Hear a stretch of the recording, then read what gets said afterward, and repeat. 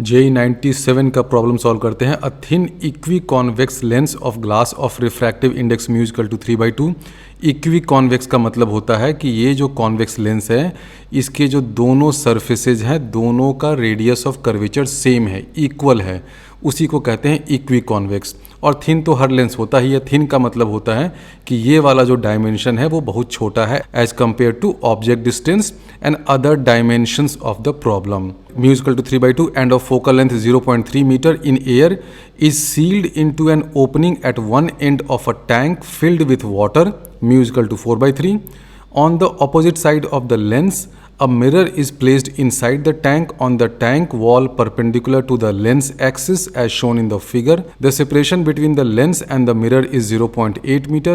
A small object is placed outside the tank in front of lens at a distance of 0.9 meter from the lens along its axis. Find the position relative to the lens of the image of the object formed by the system. Question में क्या दे रखा है कि ये एक equi convex lens है, उसका focal length f is equal to 0.3 metre दे रखा है। एक ऑब्जेक्ट यहाँ पर हमने प्लेस किया है 0.9 मीटर डिस्टेंस पे इस लेंस से, और ये लेंस कहाँ पर फिक्स कर दिया है, एक वाटर टैंक है, उस वाटर टैंक में एक छोटा सा होल है, उस होल में आपने इस लेंस को फिक्स कर दिया है और वाटर टैंक के इस वाले वॉल पे एक प्लेन मिरर लगा दिया है। तो फाइनल इमेज जो बनेगा इस ऑब्जेक्ट का उसका पोजीशन आपसे पूछा है। तो फाइनल इमेज किसके कारण बनेगा? ऑब्वियसली एक लेंस है, यहाँ पर वाटर है, फिर यहाँ पर प्लेन मिरर है, तो उन सब के कारण रिफ्रैक्शन, रिफ्लेक्शन सब कुछ होने के बाद जो फाइनल इमेज का पोजीशन होगा वही क्वेश्चन में आपसे पूछा है। अब इस क्वेश्चन में देखिए कि यहाँ से जो एक रे निकलेगा बेचारा, उसके साथ क्या क्या होगा। उसके साथ तो बहुत कुछ होगा। एक लेंस है तो उस लेंस के थ्रू उसका रिफ्रैक्शन होगा, फिर वाटर है, फिर प्लेन मिरर है, प्लेन मिरर में रिफ्लेक्शन होगा, फिर वापस लौटेगा तो फिर ये लेंस उसको मिलेगा। तो इतना सब कुछ इस रे के साथ होगा। तो सबसे पहले हम लोग ये पता करते हैं कि ये जो ऑब्जेक्ट है इसका इमेज इस लेंस के थ्रू क्या बनेगा, क्योंकि ऑब्जेक्ट से जो इंसिडेंट रेज निकलेंगी सबसे पहले तो इस लेंस के थ्रू पास करेगी। तो इसमें बच्चों को लग रहा होगा कि फोकल लेंथ कितना दे रखा है 0.3 मीटर, और यहाँ से साइन स्कीम लेंगे तो ये माइनस हो गया, ये पॉजिटिव हो गया, तो 1/v minus 1/u is equal to 1/f। इसका यूज़ करके क्यों ना हम लोग इमेज डिस्टेंस फाइंड कर लें because of refraction through this lens. Object distance दिया हुआ है 0.9 मीटर है, माइनस हो जाएगा। फोकल लेंथ इस लेंस का दिया हुआ है, तो कुछ बच्चों को लग रहा होगा कि क्यों ना इस फॉर्मूले को यूज़ कर लिया जाए। अगर किसी बच्चे को ऐसा लग रहा है तो बिल्कुल गलत लग रहा है। क्यों गलत लग रहा है सोचिए। अब यही सब कॉन्सेप्चुअल चीज़ें होती हैं जो जेईई एडवांस्ड वाले आपसे पूछते हैं।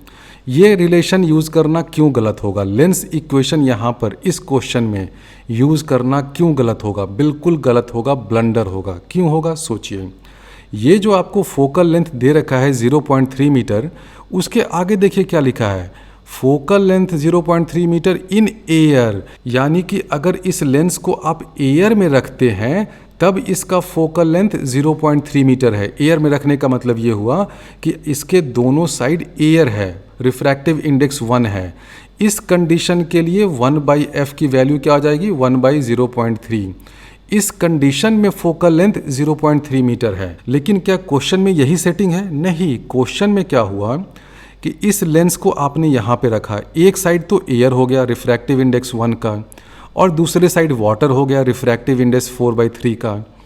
तो इस लेंस का फोकल लेंथ क्या होगा? क्या वो 0.3 मीटर होगा? बिल्कुल नहीं होगा। इनफैक्ट इस लेंस का फोकल लेंथ दोनों साइड अलग अलग होगा, क्योंकि दोनों साइड मीडियम ही अलग अलग हो गया। तो इस क्वेश्चन में ये वाला रिलेशन तो आप बिल्कुल भी नहीं लगा सकते हैं, क्योंकि f जो दे रखा है वो किसके लिए दे रखा है? लेंस का फोकल लेंथ इन एयर। और हम लोग जानते हैं कि जो फोकल लेंथ होता है वो सिर्फ रेडियस ऑफ कर्वेचर पे डिपेंड नहीं करता है। फोकल लेंथ का क्या फॉर्मूला होता है?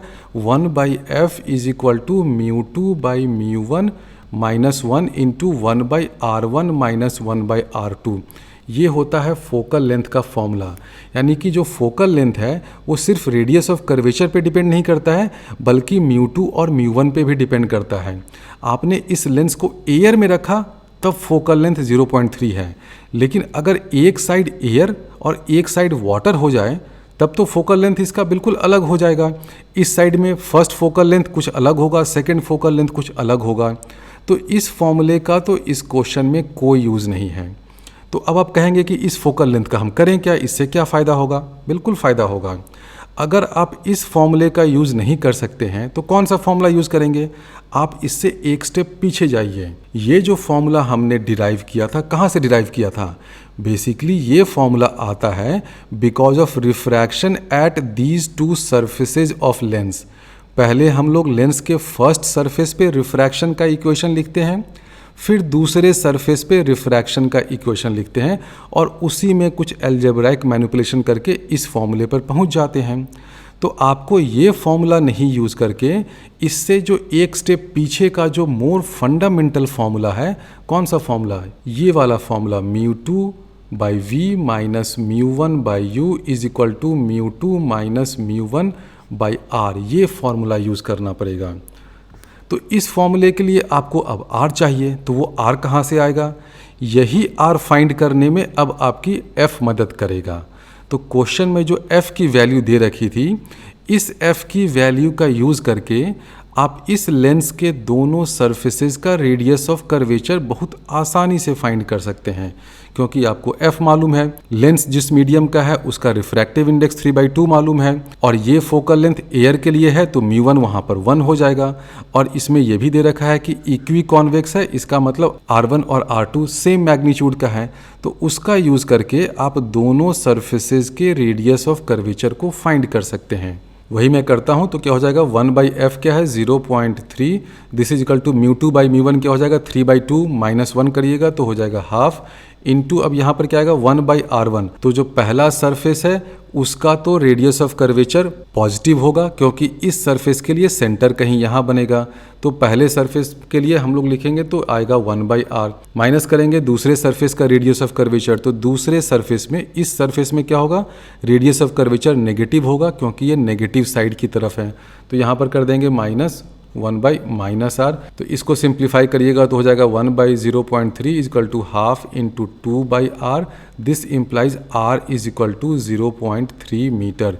तो ये जो क्वेश्चन में आपको इन्फॉर्मेशन दे रखा था फोकल लेंथ के बारे में, इस इन्फॉर्मेशन से आपने ये फाइंड कर लिया कि ये जो लेंस है इसके दोनों सरफेसेस का radius of curvature 0.3 metre magnitude का है। मैग्नीट्यूड इतना है, डायरेक्शन तो ऑब्वियसली आप लोग साइन स्कीम से निकाल ही लेंगे। उसके बाद क्या करेंगे, उसके बाद ये जो लेंस है इसका पहला सरफेस, उसके थ्रू रिफ्रैक्शन पे क्या इमेज बनेगा वो फाइंड करिए।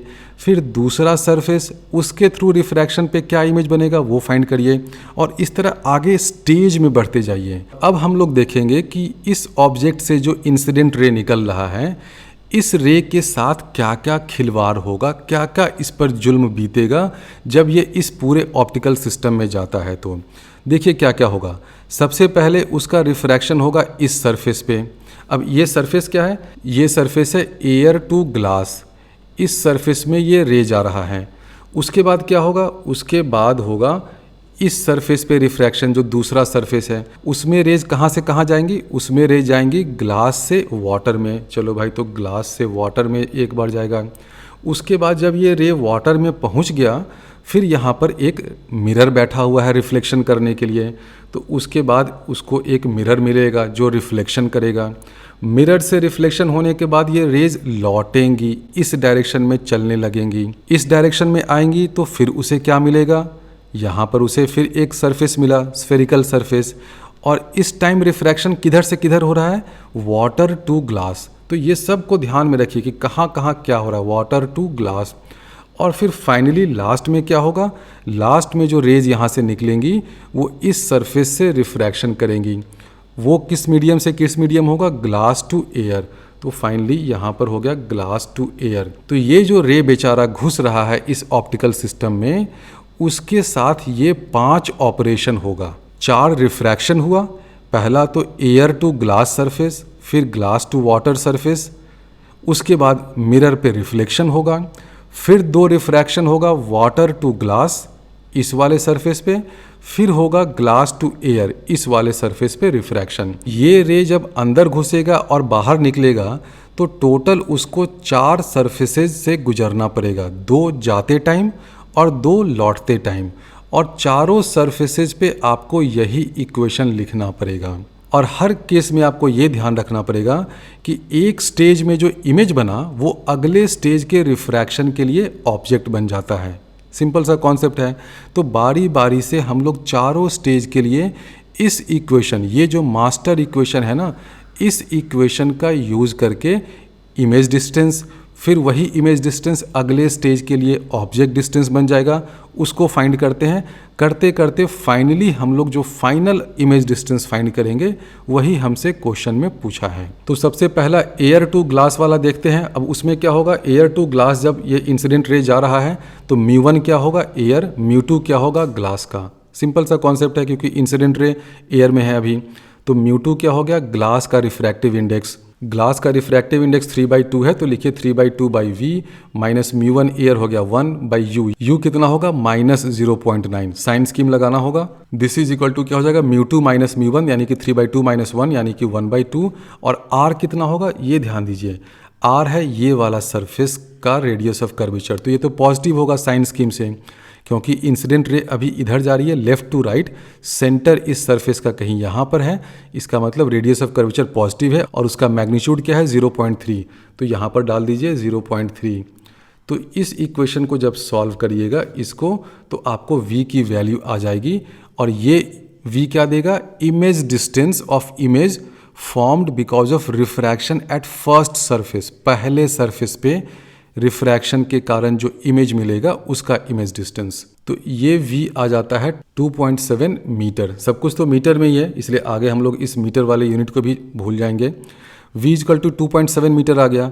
इसका मतलब फर्स्ट सरफेस पे जो रिफ्रैक्शन हुआ उसके कारण इमेज कहाँ बनेगा, यहाँ पे कहीं 2.7 मीटर पे, और पॉजिटिव है यानी कि टुवर्ड्स राइट बन रहा है।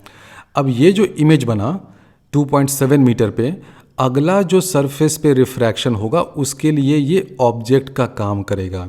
तो अगला जो इक्वेशन मैं लिखूंगा ग्लास टू वाटर, यानी कि ये ग्लास टू वाटर, इस सरफेस पे जो रिफ्रैक्शन होगा उसके लिए ये ऑब्जेक्ट डिस्टेंस का काम करेगा, पॉजिटिव रहेगा, पॉजिटिव 2.7 होगा। तो अगला ग्लास टू वाटर में जो रिफ्रैक्शन होगा उसके लिए इक्वेशन लिखते हैं।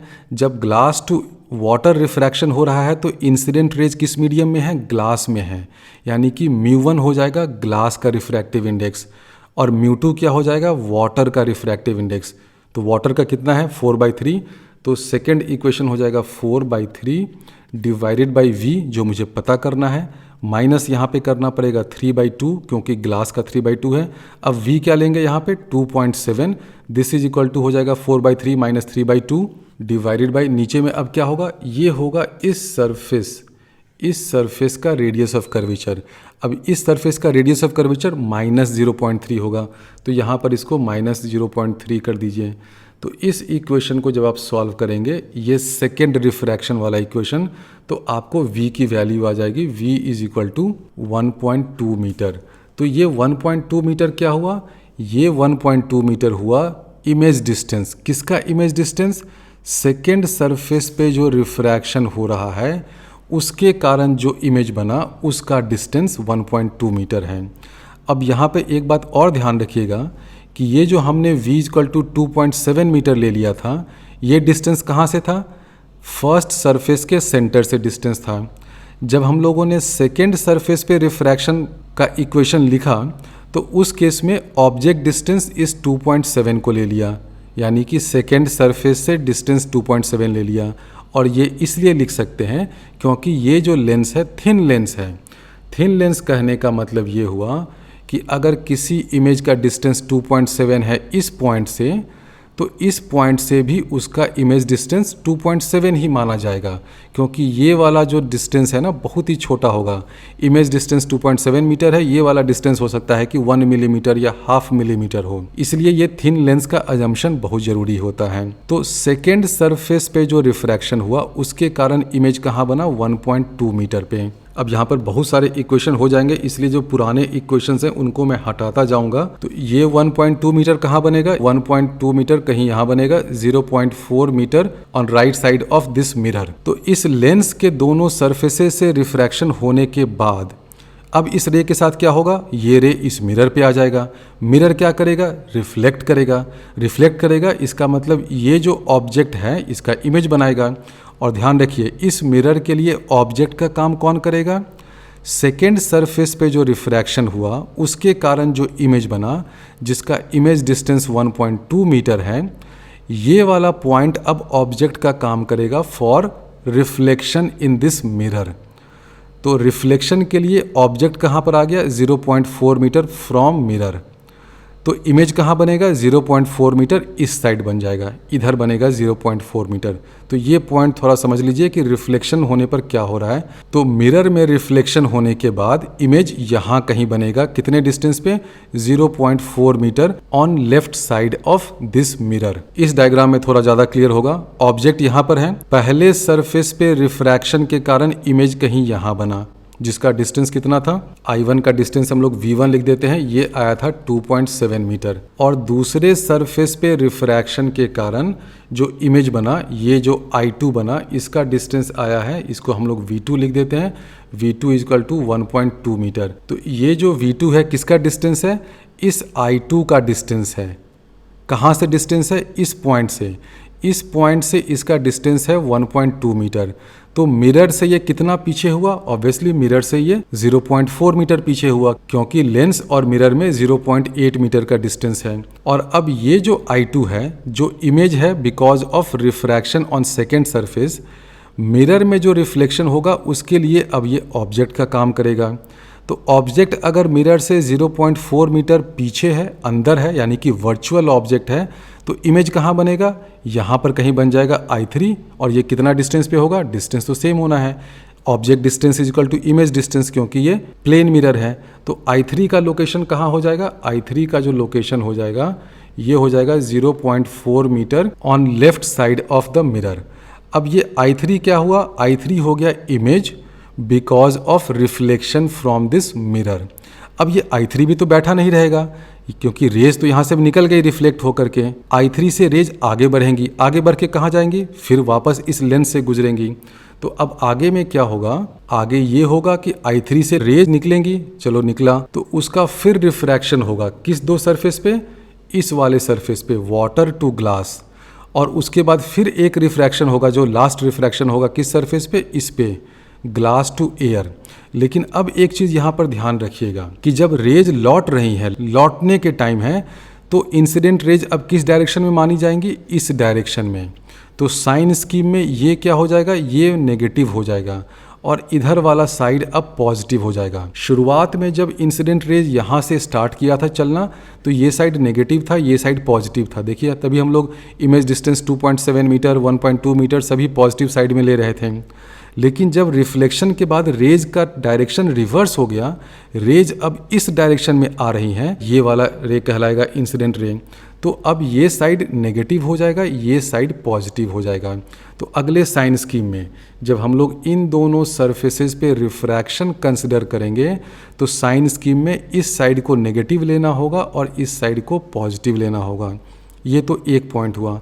दूसरा पॉइंट, कुछ कन्फ्यूजन बच्चों को इसमें ये होता है कि कुछ बच्चे ये रटे रहते हैं कि सर अच्छा कुछ वाटर टैंक है तो कुछ रियल डेप्थ होगा, कुछ अपेरेंट डेप्थ होगा।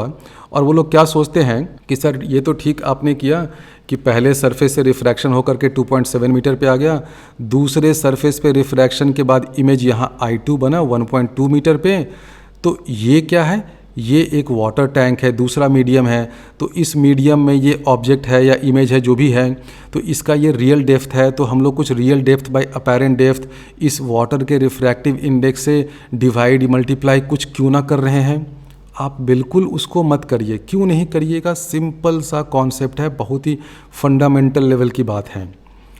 इस वाटर के होने से क्या हुआ, ऑब्वियसली वाटर के होने से यहाँ पे रेज का रिफ्रैक्शन हुआ, लेकिन उस रेज का जो रिफ्रैक्शन हुआ उसका असर तो हमने कैलकुलेट कर लिया। कब कैलकुलेट किया? जब हमने इस सरफेस पे रिफ्रैक्शन का इक्वेशन लिखा ना, μ2 by v minus μ1 by u is equal to μ2 minus μ1 by r. Obviously हमने μ2 किसको लिया? वाटर के रिफ्रैक्टिव इंडेक्स को लिया। μ1 किसका लिया? ग्लास का लिया। तो इस वाटर के यहाँ पर मौजूद होने से जो रेज की बेंडिंग हो रही है वो तो हमने ऑलरेडी कंसिडर कर लिया, और वो कंसिडर करने के बाद ही ये I2 हमें मिला है। तो फिर से ये रियल डेप्थ, अपैरेंट डेप्थ, ये सब करना बिल्कुल गलत होगा। एक रीज़न तो ये हुआ।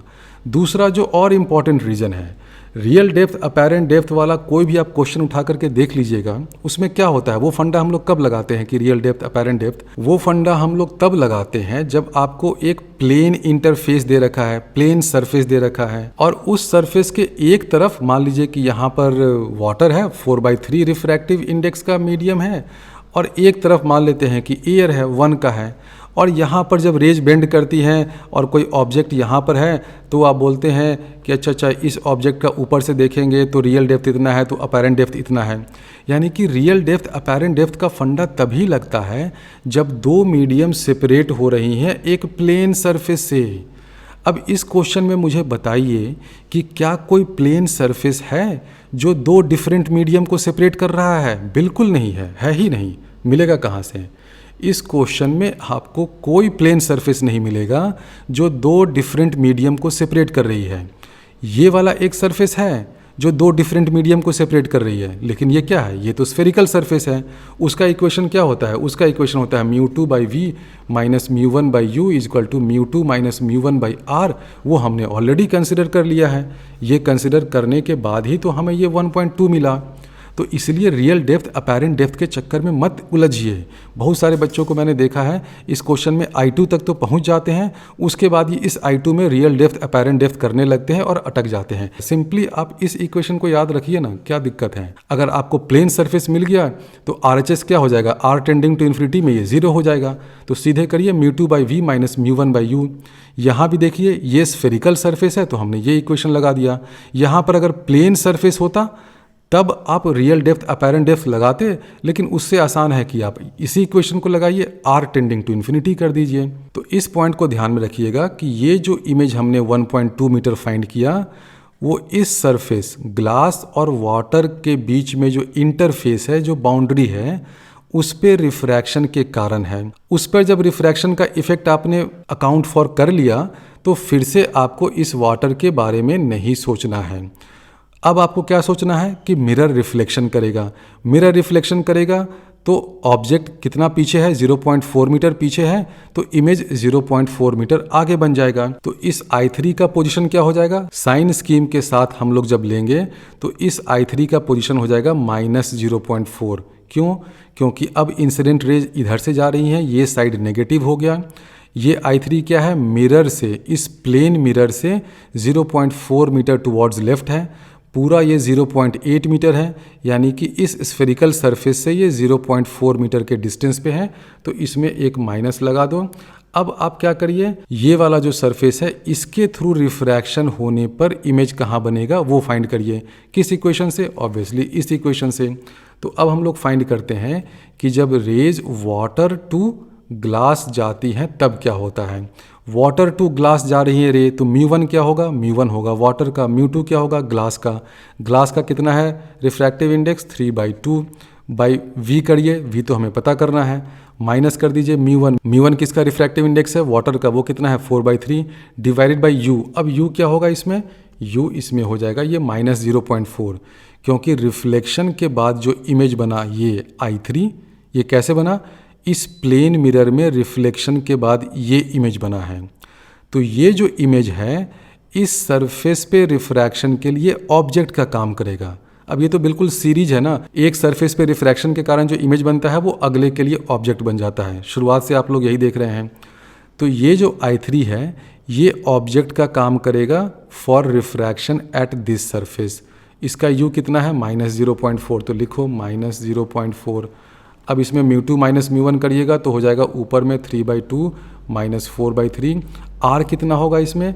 अब देखिए ये वाला जो R है ना, इस केस में ये R पॉजिटिव हो जाएगा। अभी जब हम लोगों ने पिछला पार्ट किया था, जब रे इधर से इधर जा रहा था तो इस R को नेगेटिव लिया था, क्योंकि उस टाइम ये वाला रीजन नेगेटिव था, ये वाला रीजन पॉजिटिव था।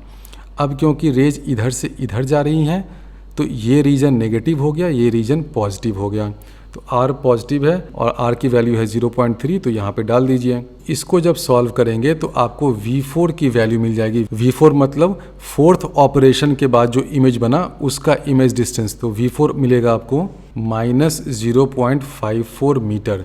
माइनस है, इसका मतलब अब ये किस साइड होगा? ऑब्वियसली नेगेटिव रीजन ये है तो यहाँ कहीं होगा। -0.54 है, यानी कि इस I3 से ये टुवर्ड्स राइट होगा। तो इस इमेज का हमने पोजीशन फाइंड कर लिया।